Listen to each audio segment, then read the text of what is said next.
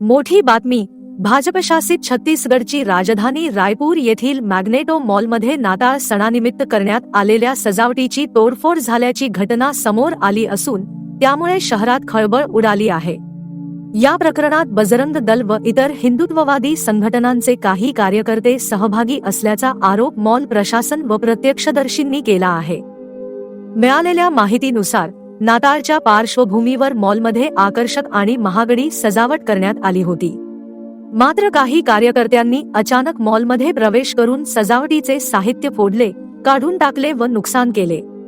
या घटनेत लाखो रुपयांचे नुकसान झाल्याचा प्राथमिक अंदाज व्यक्त केला जात आहे.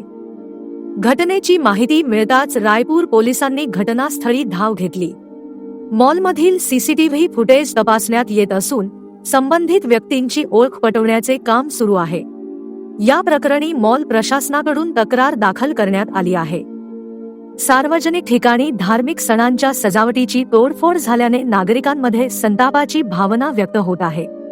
कायदा सुव्यवस्थेचा प्रश्न निर्माण झाला असून दोषींवर कठोर कारवाई करावी अशी मागणी विविध स्तरातून होत आहे. पोलिसांकडून तपास पूर्ण झाल्यानंतर पुढील कायदेशीर कारवाई केली जाईल असे सूत्रांनी सांगितले आहे. मात्र अद्यापपर्यंत कोणालाही अटक करण्यात आलेली नाही.